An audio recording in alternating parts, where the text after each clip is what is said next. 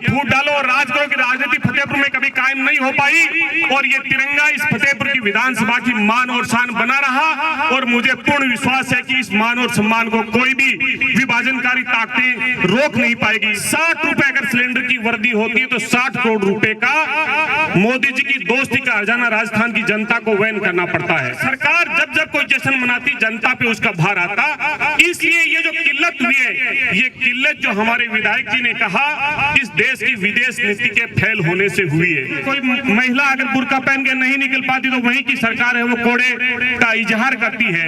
700 किसानों ने शहादत दे के भी जो ये कहता था नरेंद्र मोदी जी की एक अकेला सब पे भारी, उनको आधी रात को अपना फैसला लेना पड़ा। देश का पहला अनूठा गुरुकुल जहां पर है सभी तरह के शिक्षण सुविधाओं के साथ साथ घर जैसा माहौल। स्वामी केशवानंद शिक्षण संस्थान समूह, जहां है school plus hostel plus coaching plus sports academy, यानी कि आपके बच्चे के सर्वांगीण विकास का पूरा इंतजाम। फॉर एडमिशन कॉल और विजिट NH52 सीकर राजस्थान।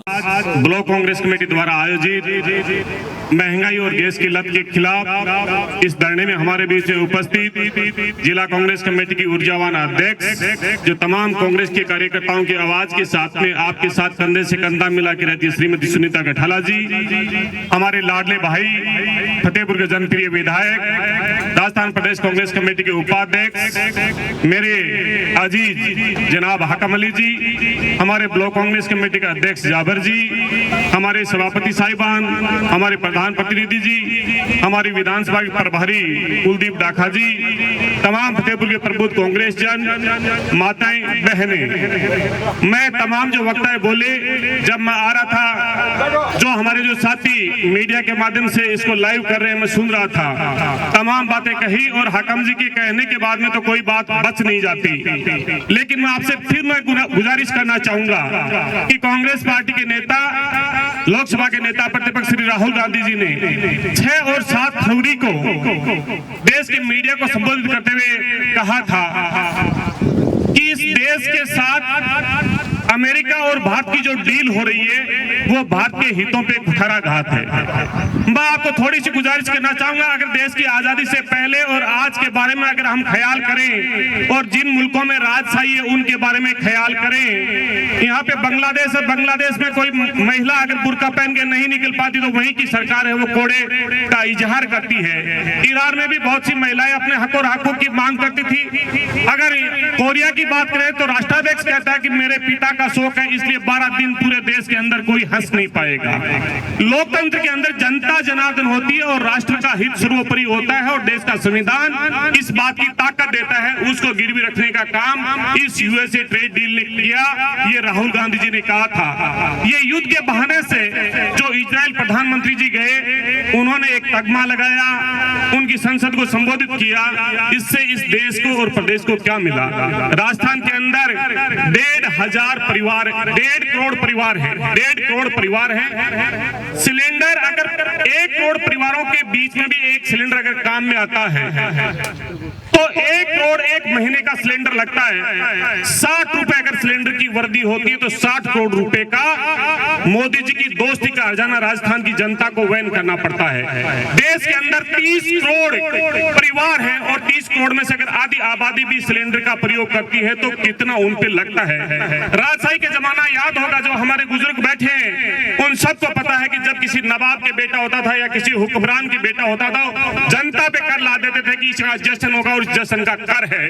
कर सरकार जब जब कोई जश्न मनाती जनता पे उसका भार आता, इसलिए ये जो किल्लत हुई है ये किल्लत जो हमारे विधायक जी ने कहा इस देश की विदेश नीति के फेल होने से हुई है। मैं गुजारिश करना चाहता हूँ, हमारी यहाँ पे माताएं बहनें बैठी हैं, कुछ ने चुंदड़ी ओढ़ रखी है, कुछ ने साड़ी पहन रखी है, कुछ ने बुर्का पहन रखा है। अगर ये तय कर दिया जाए कि यहाँ पे एक ही लिबास में सब लोग आएंगे तो क्या हमारी आजादी की भावना माकूल रह पाएगी?